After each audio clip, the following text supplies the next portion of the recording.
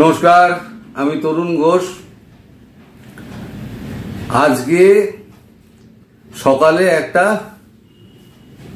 অন্যরকম খবর পেলাম।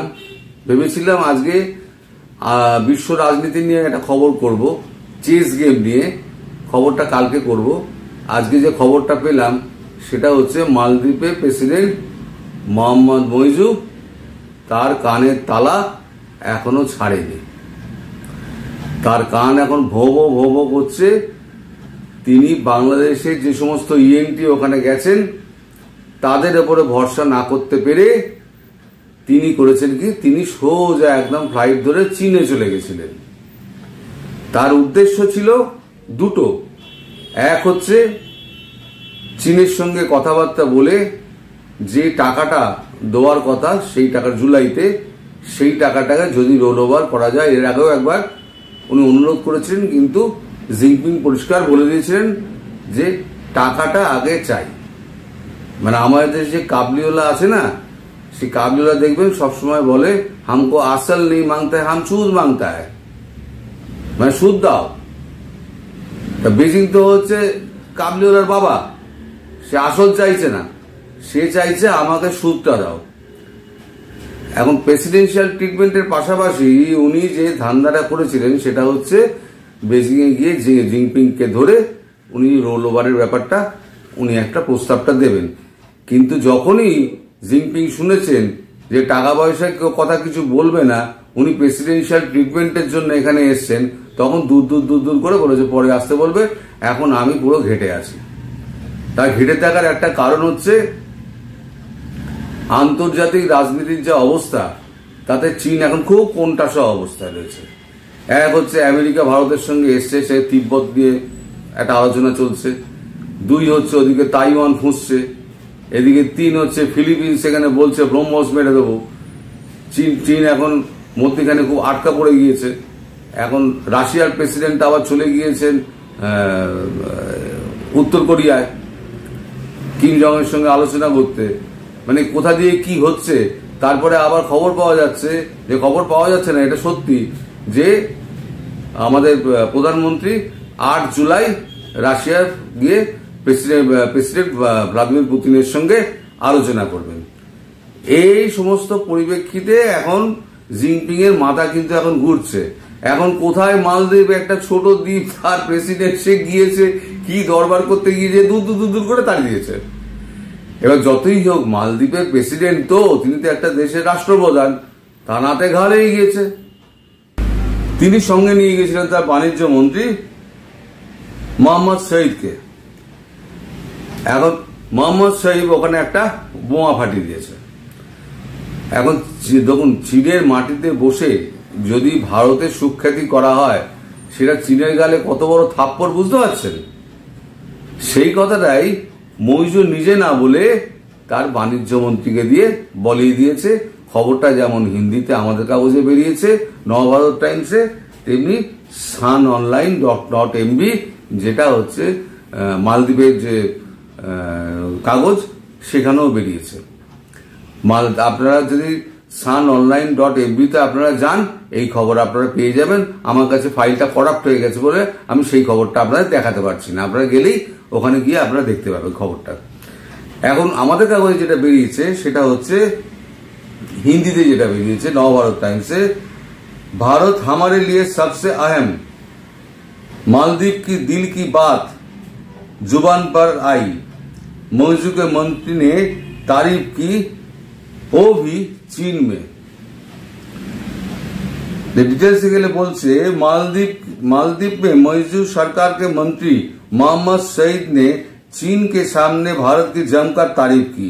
उन्होंने मालदीव और भारत के रिश्ते को सराहा है और कहा कि मालदीव सबसे अहम पड़ोसी है, जो अब तक राष्ट्रपति मौजू ने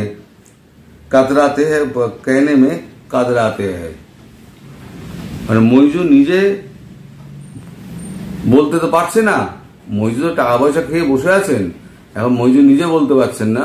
মইজু করেছেন কি, তার বাণিজ্য মন্ত্রীকে ঠেলে দিয়েছেন যে তুমি গিয়ে এই কথাটা বলে দাও, চীনের ঘরে বসে ভারতের প্রশংসা করে দাও, দিয়ে চীনের গায়ে একটুখানি চুলকে দাও।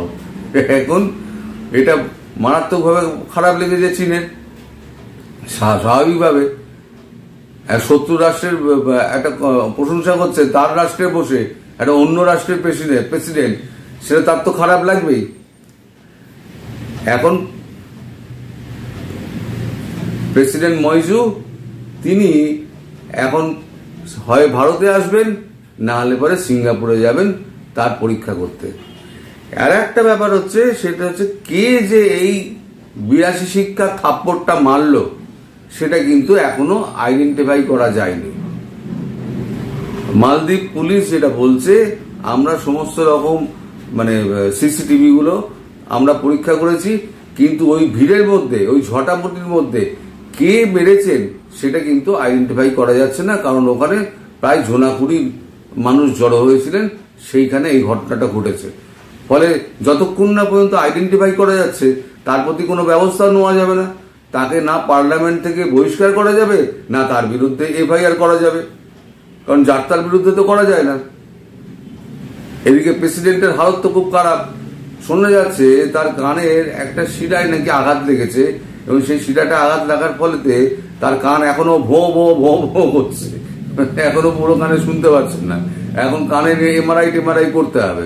বাংলাদেশের চিকিৎসকরা গেছেন, কিন্তু তাদের উপর খুব একটা আস্থা উনি রাখতে পারেননি। এবারে হয় নয় ভারতে আসবেন, না হলে পরে উনি সিঙ্গাপুরে যাবেন। সিঙ্গাপুরে গেলে পরে উনি একটা প্রেসিডেন্সিয়াল একটা পাবেন, ট্রিটমেন্ট পাবেন, সবাই পায়। আমাদের দেশের রাষ্ট্রপতি যদি যায়, প্রধানমন্ত্রী যদি যান, হ্যাঁ, prime ministerial treatment, presidential treatment, এই সমস্ত ট্রিটমেন্ট আছে। বিনা পয়সা হয় না, পয়সা কিন্তু সরকার দেয়, মালদ্বীপও দিয়ে দেবে, সব দেশই দিয়ে দেয়, কিন্তু একটা বিশেষ ব্যবস্থার মাধ্যমে সেই ট্রিটমেন্টটা হয়। সেই ট্রিটমেন্টটা কিন্তু উনি পাননি বলে মালদ্বীপের প্রেসিডেন্টের মইজুর কিন্তু আঁতে খুব ঘা লেগেছে।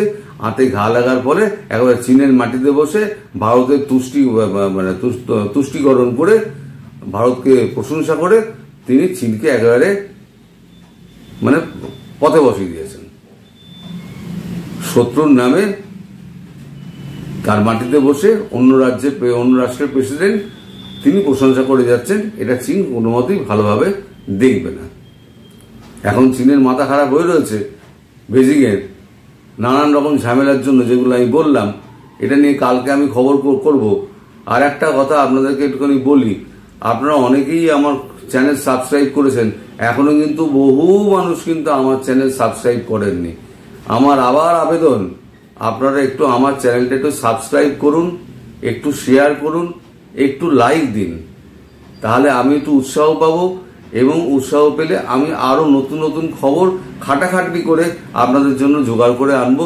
একটা খবর করতে গেলে অনেক খাটাখাটনি করতে হয়, তার যদি মানে উপযুক্ত দাম আপনাদের কাছ থেকে না পাই, তাহলে মনটা বড় ভেঙে পড়ে। তা আপনাদের সকলের কাছে আবার অনুরোধ, আপনারা সাবস্ক্রাইব করুন, লাইক করুন, শেয়ার করুন এবং আমাকে উৎসাহ বাড়ান। আজকে এখানেই শেষ করছি। আগামীকাল আমরা এইটা নিয়ে করব যে আন্তর্জাতিক কূটনীতি কোন জায়গায় গিয়ে দাঁড়াচ্ছে এবং এখানে কতগুলো প্লেয়ার আছে, সেই প্লেয়াররা কিভাবে খেলছে এবং চীনকে কিভাবে কোণঠাসা করছে। আজ এখানেই শেষ করছি। সবাই ভালো থাকবেন, সুস্থ থাকবেন এবং সাবধানে থাকবেন। নমস্কার।